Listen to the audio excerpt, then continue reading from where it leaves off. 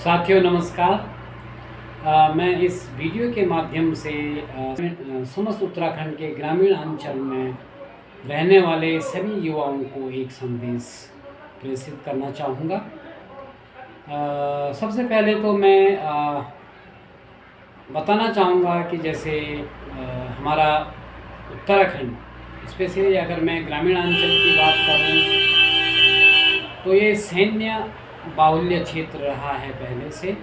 और यहाँ पे हर एक युवा का जो सपना होता है वो होता है कि मैं किसी प्रकार से अपने देश की रक्षा कर पाऊँ और अपने परिवार की जो आर्थिक स्थिति है उसको मैं सुधार पाऊँ। उसके लिए पहला जो प्रयत्न होता है सभी युवाओं का, वो होता है कि मैं आर्मी ज्वाइन करूँ।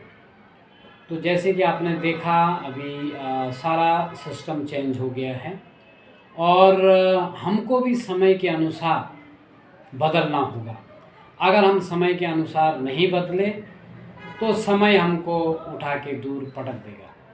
तो ज़रूरत है अपने आप को बदलने की। अभी आपने देखा होगा कुछ दिन पहले उत्तराखंड में जो पुलिस की भर्ती हुई है उसमें भी लाखों की संख्या में युवाओं ने आवेदन किया, इवन रिटन एग्ज़ाम दिए।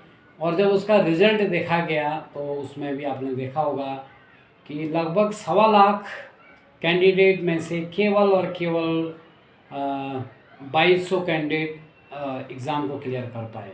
और उसमें से भी फिर छटनी होके लगभग 1500 के आसपास लोगों का सिलेक्शन होगा। तो ये कंपटीशन कितना टफ हो गया है ये आप अंदाज़ा लगा सकते हैं। और पिछली जो अग्निवीर की भर्ती हुई थी उसमें भी आपने देखा होगा कि कितना टफ कंपटीशन था। बहुत कम बच्चों ने उसमें फाइनल एग्ज़ाम को क्लियर कर पाए और उनका सिलेक्शन हुआ।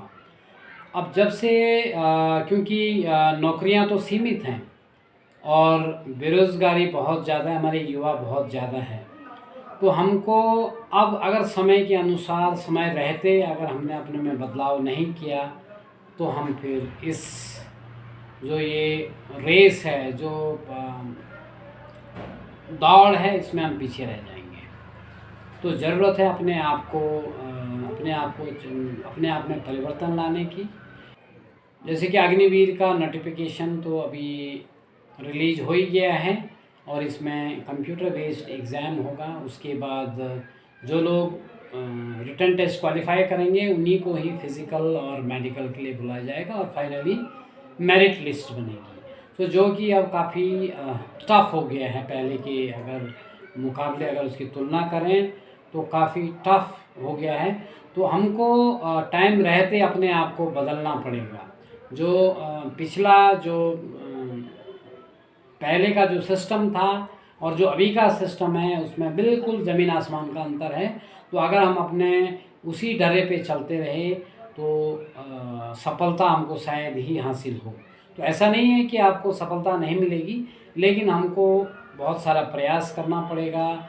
जो रिटर्न के लिए बहुत अच्छी तैयारी करनी पड़ेगी, तभी जाके हम रिटर्न क्वालिफाई कर पाएंगे। क्योंकि ये टेस्ट अब ऑल इंडिया बेसिस पे हो गया। पिछली बार आपने देखा होगा 46,000 के आसपास वैकेंसी थी, उसमें से लगभग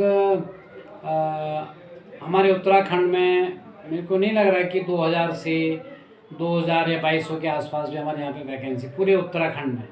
तो आप अनुमान लगा सकते हैं इस बार जहाँ तक सुनने में आया कि 40,000 वैकेंसी है। तो हमारा उत्तराखंड एक छोटा सा राज्य है, अगर और राज्यों के मुकाबले अगर इसकी तुलना करें तो यहाँ पे बहुत कम, यानी कि 15-16 या ज़्यादा से ज़्यादा 2000 से ज़्यादा यहाँ पे वैकेंसी नहीं होगी। तो हमारा प्लान भी साथ साथ में होना चाहिए। आप इंडियन आर्मी के लिए तैयारी करें, बहुत अच्छी बात है, लेकिन हमारे पास प्लान बी, अगर मेरा आर्मी में सिलेक्शन हो गया तब तो बड़ी अच्छी बात है, अगर नहीं हुआ तो मेरे पास प्लान बी भी होना चाहिए कि मैं अगर नहीं हुआ तो मैं क्या करूँगा। और इसके लिए आप बहुत सारे 10th के बाद भी बहुत सारे प्रोफेशनल कोर्सेज़ हैं। ITI, आप ITI में जा सकते हैं, टेक्निकल ट्रेड में जा सकते हैं। वहाँ पे भी आप अपने प्राइवेट सेक्टर में अपने ये जॉब एक्सप्लोर कर सकते हैं। 12th करने के बाद अब जैसे हमारे यहाँ पे बहुत सारे बच्चों उनका एक ही ध्यान है कि हमको आर्मी में जाना है, और अगर आर्मी में सिलेक्शन नहीं हुआ तो हमको फिर फर्दर स्टडी करना पड़ेगा। फर्दर अगर हम सेंट्रल यूनिवर्सिटी में अगर हम जाना चाहते हैं तो वहाँ के लिए हमको CUET, और CUET के फॉर्म भी आजकल भरे जा रहे हैं, कॉमन यूनिवर्सिटी एंट्रेंस टेस्ट। तो बिना इस टेस्ट को क्वालिफाई किए हम यूनिवर्सिटी में एडमिशन नहीं ले सकते हैं। तो उसके लिए भी हमको तैयारी करना पड़ेगा। जो बच्चे अगर हायर स्टडीज़ के लिए जाते हैं तो उन्हें CUET टेस्ट की प्रिपरेशन करना पड़ेगा। और 12th के बाद बहुत सारे प्रोफेशनल कोर्सेज़ हैं, जैसे बहुत सारे बच्चे हमारे यहाँ के होटल मैनेजमेंट में भी जाते हैं, सो होटल इंडस्ट्री में भी जा सकते हैं आप। और अन्य एवेन्यूज़ हैं। आप चाहते हैं कि आपका अच्छी जॉब मिले प्राइवेट सेक्टर में, तो प्राइवेट सेक्टर में आपको कंप्यूटर का अच्छा नॉलेज होना चाहिए। आपका लैंग्वेज यानी कि जो इंग्लिश लैंग्वेज है, इंटरनेशनल लैंग्वेज है, उस पर आपकी अच्छी कमांड होनी चाहिए, तभी जाके आप प्रतियोगिता के दौर में बाहर के बच्चों से कम्पीट कर पाएंगे। तो मेरा यही अनुरोध है सभी बच्चों से कि आप बशर्ते आर्मी के लिए भी तैयारी करें, और केवल उसी पे निर्भर न रहकर आप 10th के बाद 12th के बाद और भी प्रोफेशनल कोर्सेज़ हैं उनमें दाखिला लीजिए।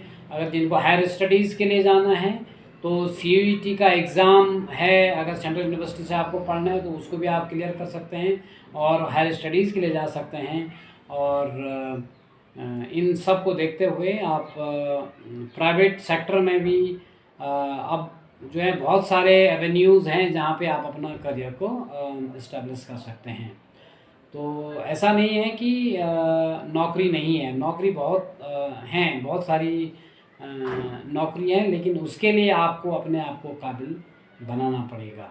तो यहाँ पे जो पहला एक ही माइंड सेट था कि हमको आर्मी में जाना है, आर्मी में जाके हमको देश की सेवा करनी है और उसी से हमारा अपनी आर्थिकी भी हमारी सुदृढ़ हो जाए। तो केवल अब इस मानसिकता से हमको बाहर आना पड़ेगा, और हमको ज़रूर इसको प्लान A रखो, लेकिन प्लान B में और भी हमारे पास ऑप्शन होने चाहिए। चाहे हम अगर हायर स्टडीज़ में जाएं, टीचिंग करें, या कोई प्रोफेशनल कोर्सेज़ करके ITI कर सकते हैं, पॉलिटेक्निक कर सकते हैं, मेडिकल फील्ड में आप अपना करियर आजमा सकते हैं। तो बहुत सारे एवेन्यूज़ हैं जहाँ पे आप अपना करियर बना सकते हैं। तो इसमें हताश होने की ज़रूरत नहीं है।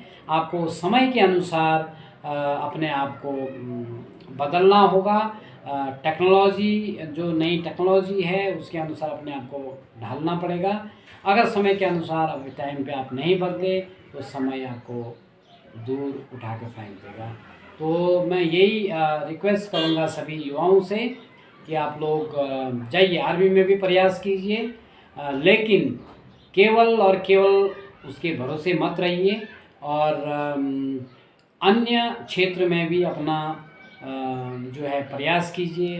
हायर स्टडीज़ कीजिए, और CUET यानी कॉमन यूनिवर्सिटी एंट्रेंस टेस्ट उसके लिए अपीयर होएं और सेंट्रल यूनिवर्सिटी में अपने फर्दर स्टडी करें, या फिर कोई प्रोफेशनल कोर्स, कोई टेक्निकल कोर्स आप करें जिससे, और कंप्यूटर नॉलेज तो सबको होना चाहिए। अगर आप आर्मी में भी जाएंगे तो अब कंप्यूटर बेस्ड एग्ज़ाम वहाँ पे होने वाला है, तो आपको पता होना चाहिए। इवन आपको ईमेल ID भी उन्होंने मांगा है, तो ईमेल को कैसे उसका कैसे रिसीव करते हैं, कैसे सेंड करते हैं, कैसे टेक्नोलॉजी काम करते हैं, आपको इसके बारे में भी थोड़ा बहुत नॉलेज होना चाहिए। तो इन्हीं शब्दों के साथ मैं सभी युवाओं को मेरी शुभकामनाएं, और आपको हताश नहीं होना है और उत्साहपूर्वक इस चैलेंज को लेना है, क्योंकि जो अग्निवीर जो योजना आई है, तो जो सरकार ने अग्निवीर योजना को लॉन्च किया है, उसमें अब हमको अपने आप को बदलना पड़ेगा। हमारे लिए एक चैलेंज है।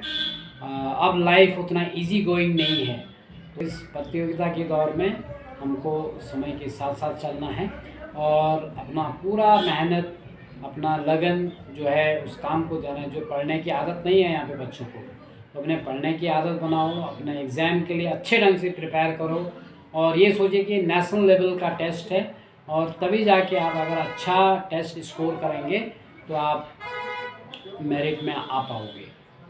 और अगर आपका सिलेक्शन हो भी जाता है तो ये प्लान ए और प्लान बी आपके पास होना चाहिए, जिससे कि अन्य क्षेत्रों में भी आप अपना करियर बना सको और एक हेल्दी लाइफ जी पाएँ। धन्यवाद। So if you like a video, so please like, share